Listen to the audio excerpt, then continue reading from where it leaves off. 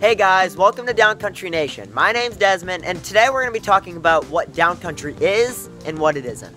I know I haven't been posting lately. I'm sorry guys if you've been looking for the videos, but I've been really busy with work and school and training. A big reason I started mountain biking is because I wanted to race, and if I don't train, I'm not going to be performing in the races.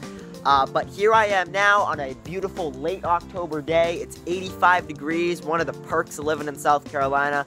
But hopefully this video will clear up what downcountry actually is. Another super exciting thing that I want to mention before we get into this video is I am going to be going to the NICA Regional Championship in Maryland. I'm really excited about this race. They pulled the top 15 riders from all of the southeast kind of riders in that area of America. So I qualified to go up there, so me and my dad are going to be doing the 9.5 hours up to Maryland. Super excited about that. Also, some of the top US pros are going to be there, so I'll be able to meet some of them. Hopefully I can get some footage. I'm sure there are going to be a bunch of other awesome things to be filming up there. Trek is going to be having demos. The race course is supposed to be awesome. I'm super excited, so definitely keep an eye out for that video. So the first thing I'd like to talk about, where downcountry came from. So downcountry really came from XC bikes, people riding XC bikes as their everyday kind of bikes and wanting to maybe beef them up a little bit to ride gnarlier trails, or maybe they have some more technical trails in their area. And that's really what I did. I have some decently rooty trails in my area. That's really what you get in the South Carolina, North Carolina area. There's lots of roots, lots of slippery stuff. So you really do need some grippier tires and a little bit beefy of a suspension fork or rear shock if you're riding a full suspension. So that is really where downcountry came from. And then it's kind of growing into this niche category.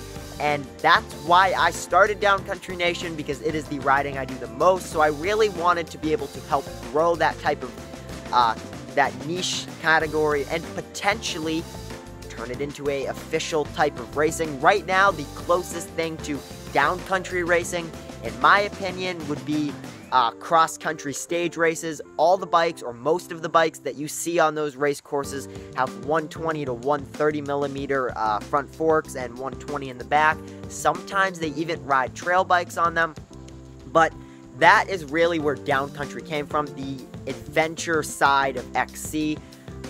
Right now, it's slowly growing into a new form of mountain biking. Trek has there's a lot of new companies jumping on board with this. Revel is making the Revel Ranger. Trek makes their Top Fuel. Specialized makes their Epic Evo.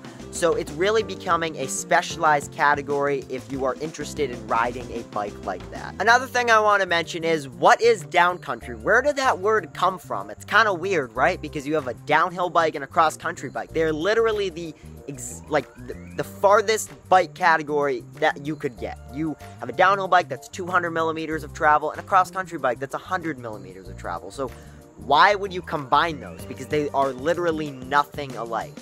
Well, it came from people wanting a cross-country bike to be able to do downhill stuff better. So it's definitely not a downhill bike that you could race XC on. It really is just a beefed-up cross-country bike that you could ride on technical trails and maybe even some jumping. I know it's a little confusing, but hopefully when you look at my logo, you'll understand. At the back end, I have a downhill bike, and on the front, I have a cross-country bike. That is what downcountry means. Now, what components make a downcountry bike a downcountry bike? Well, a cross-country bike typically has between 2.2 and 2.4 inch tires. So downcountry bikes really have just 2.4 inch tires that are a little bit knobbier and a little bit beefier, not as fast rolling, but still plenty fast for an XC race. If you were to give that to a top pro, most of them would say, no, I'm not touching that because it has a little bit too much travel, and they want it as light as possible. That's another thing. Downcountry bikes are typically a little bit heavier than your average cross-country bike, but still way lighter than your average trail bike. Another defining factor of a downcountry bike is 120 millimeters of travel. That is really what makes a downcountry bike. There are some, I have seen a couple, Thomas bike brand, I hope I'm saying that right, has 130 on the front of one of their downcountry cross-country bikes, which is really pushing it. One of my bikes, I have not introduced it on the channel yet, has 130 millimeters of travel, but I think 120 to 130 is a really good range for the trails that I have in the southeast. It really just eats up enough roots, but doesn't suck all of your energy on the uphill. Another defining factor is dropper posts. Most downcountry bikes have a good dropper post on them. Cross-country bikes are even seeing dropper posts on them on their frames now, but downcountry bikes typically have a little bit more travel just to get the seat way out of the way, because most cross-country bikes have 120 to 125 millimeters of drop. Hopefully, I'm not confusing anyone. This is a bunch of bike nerd stuff, so hold on, guys. I'm going to be putting a really good video up soon. So yeah, dropper posts, I'd say 150 and maybe 170 in some cases. Another thing is handlebars. They're typically a little bit longer, stems are a little bit shorter, and that is really what defines a downcountry bike. But there are a few more things that you can throw in there, like maybe wireless shifting, maybe a heavier model that's a little bit more robust, but that is really the basic stuff in downcountry component. The last thing that I'd like to mention is, are there any downcountry races in existence right now? Are there any races that you can go sign up for on your downcountry bike? Well, you could always go sign up for an XC race, or there are some races that you may have to travel a little bit to get to. The first one I'd like to talk about is the Trans Andes. That is a big XC stage race. I'm not going to be doing that for at least a while, but there are some more local ones to America. The first one, I think this is the farthest one if you are living in America, would be the BC Bike Race. That is in British Columbia, Canada, and that is a 7-day stage race where you race around 30 miles a day, and you go out and you have to really ride a more technically capable mountain bike. 120 travel would really be perfect for that. You can ride a trail bike on it, it would probably do fine. It's obviously not going to be as efficient. Another one that I plan on potentially hitting next year is the Pisgah Stage Race. That is a 5-day stage race, so if you live in the southeast, that is a really good race to consider hitting. It's a 5-day stage race in Pisgah, North Carolina. You do want some more travel to your bike for that, definitely with all the technical, rooty trails that you're supposed to ride on. That, you ride about 30 miles a day. There is, I would say, a downcountry race series. There's only one that I've heard of, and it's new, I think, for this year, and it's the single track series. It's already happened this year, but a XC Pro created a downcountry race series. So basically, there was 4 individual races that have been around for, I think, like 20 years, and he combined them into 4 races, and you really do need some technically capable bikes for those courses.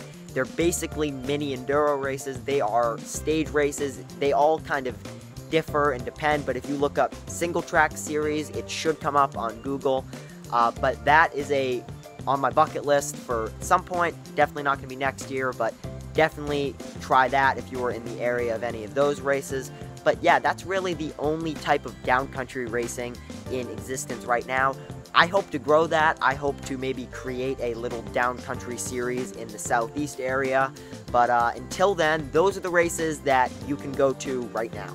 I really want to thank you for watching my video. I really hope this helped clear up what downcountry is and what it isn't. I really was confused when I first heard the term, but now that I understand it, I wanted to tell you guys what it is and hopefully grow the Downcountry Nation community and downcountry as a whole. It really is an awesome category, and it is the type of biking I do the most. I know it's a little bit different than my normal videos. First, I filmed outside, but I couldn't pass up filming in an 85-degree day in late October. I am really excited for the Maryland race. Definitely keep an eye out for that video. But again, thanks for watching, guys. See you next time.